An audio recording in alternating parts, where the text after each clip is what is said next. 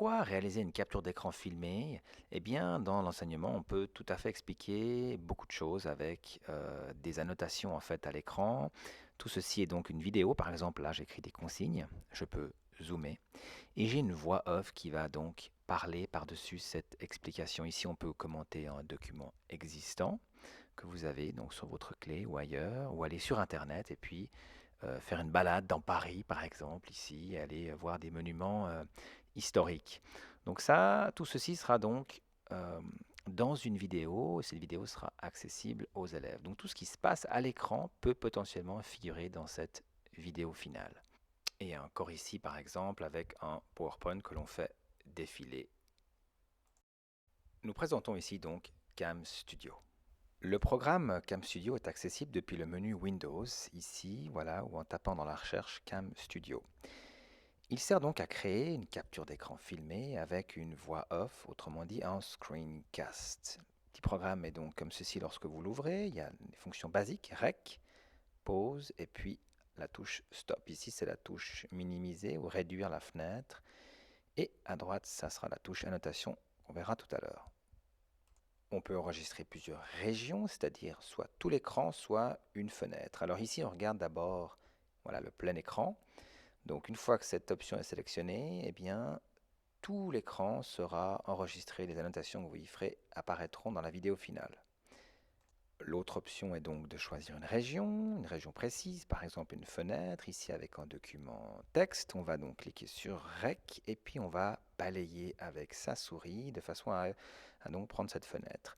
Vous voyez à ce moment-là, il y a les quatre coins qui vont donc s'illuminer en vert fluo, ce qui signifie que tout ce qui se passe dans cette zone sera enregistré dans ma vidéo finale. Alors pour le son, eh bien, on choisit la caméra qui se trouve en classe, qui fait office de micro. On va donc aller cliquer dans les options ici, enregistrer à partir du microphone, et on va dire au programme, dans les options audio cette fois-ci, qu'il s'agit bien du micro, du bon micro. Ici, donc c'est la caméra UEHD, qui est donc le micro utilisé pour prendre le son. Voilà, on clique sur OK et c'est parti. Enregistrer donc la vidéo que vous êtes en train de réaliser, eh bien, on va aller donc s'assurer d'abord que les options sont bien sélectionnées. Dans la partie options, donc tout en bas, vous allez aller donc dans les options du programme, puis dans le nom du fichier à vie, et il faut s'assurer que demander le nom du fichier est bien coché. Vous commencez donc votre capture d'écran filmée, une fois que cela est fait. Voilà, on clique sur REC, enregistrer, et puis on commence à faire son explication. Lorsqu'on a fini, eh bien, on nous demandera automatiquement d'enregistrer le fichier, voilà, ici, dans le dossier qui convient, clé USB ou autre, et puis on lui donne un nom pour être sûr de le retrouver. L'extension du fichier, donc le type est AVI, qui est vraiment une qualité tout à fait acceptable pour pouvoir le partager ensuite avec sa classe. Voilà, une fois qu'on a enregistré, automatiquement, en principe, voilà, le fichier apparaît et puis on peut donc le consulter, le lire pour voir si on est satisfait du résultat. Ça, c'était pour les options de base. Vous souhaitez aller plus loin? Eh bien, nous vous proposons par exemple ici le curseur. Alors le curseur, ce qui est intéressant, c'est qu'on peut évidemment choisir ici dans les options, l'option du curseur. On peut choisir en fait le curseur et on peut donc l'animer. C'est-à-dire, ici vous voyez, donc on peut à la fois d'une part cacher le curseur, le montrer, et on peut également choisir la forme qu'il va avoir, donc le curseur traditionnel de la souris, ou alors voilà, on peut jouer avec différentes options d'affichage de curseur, la loupe, etc.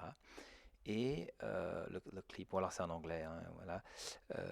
Et puis il faudra donc choisir ce qui vous convient, ou vous pouvez garder donc le curseur traditionnel. Ce qui est intéressant ici, c'est qu'on peut aussi choisir dans les apparences du curseur, le surlignement, la taille, etc., l'opacité, la couleur bien sûr. Et ça peut être vachement intéressant si vous êtes en train d'expliquer des choses à l'écran, et la personne qui regardera la vidéo, en fait, donc les élèves, ils seront donc beaucoup plus attentifs aux détails en fait que vous allez montrer sur la page, que ce soit un détail dans un texte ou sur une formule de mathématiques ou autre. Donc ça, c'est vraiment quelque chose qui peut être en plus pour votre capture d'écran filmée. Voilà, ici par exemple, j'enregistre et puis je vais regarder maintenant le résultat lorsque je clique sur Stop. Voilà. Alors la vidéo, on lui donne un nom. Voilà. Et voilà. Et ici, donc, on s'aperçoit que ma vidéo, elle aura cette apparence-là avec un curseur qui est vraiment très visible et qui attire l'œil. Minimiser, donc réduire la fenêtre du programme, je pense que c'est très intéressant.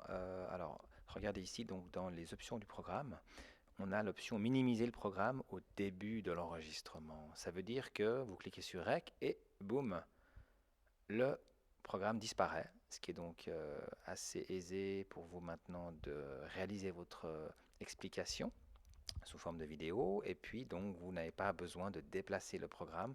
Vous le récupérez ici en bas à droite dans la barre des tâches en cliquant sur Stop ou sur Pause. La partie annotation, commentaires donc peut s'avérer utile. Vous avez ici le petit bouton qui vous permet de faire apparaître cette fenêtre d'annotation, et puis on peut donc sélectionner ici un certain nombre de comme, comme voilà, des bulles, etc., des bandeaux. Donc c'est des annotations et on peut donc, ici sur un document Word par exemple existant, hein, vous imaginez que vous pouvez donc déplacer ces annotations aux endroits que vous désirez pour que ça fasse du sens au niveau de ce que vous êtes en train d'expliquer. On peut donc ici, clic droit sur l'annotation en question avec la souris, réécrire du texte et puis ajuster ce texte.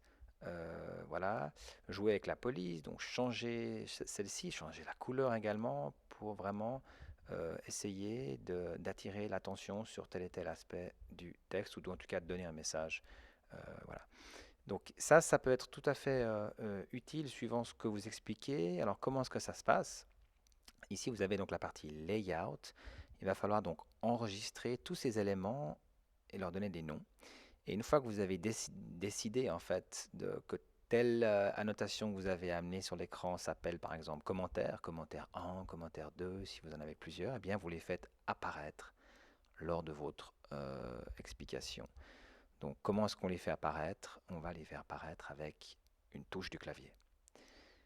Et pour finir, parlons du clavier et des raccourcis. Donc les touches du clavier, ici donc dans la partie options tout en bas, raccourcis clavier, eh bien on peut donc les changer. Elles sont déjà prédéfinies. Je pense que les principales, c'est touche enregistrer pause par exemple, c'est très utile. Surtout lorsque le programme est minimisé, il est tout en bas dans la barre des tâches. Donc vraiment là, vous pouvez tout définir, redéfinir, particulièrement les layouts, les annotations. Deux conseils pour terminer, ne dépassez pas les 15 minutes lors d'une capture d'écran filmée, car après ça devient ennuyant pour votre public. Et puis également, n'hésitez pas à partager les vidéos sur les réseaux éducatifs. À bientôt.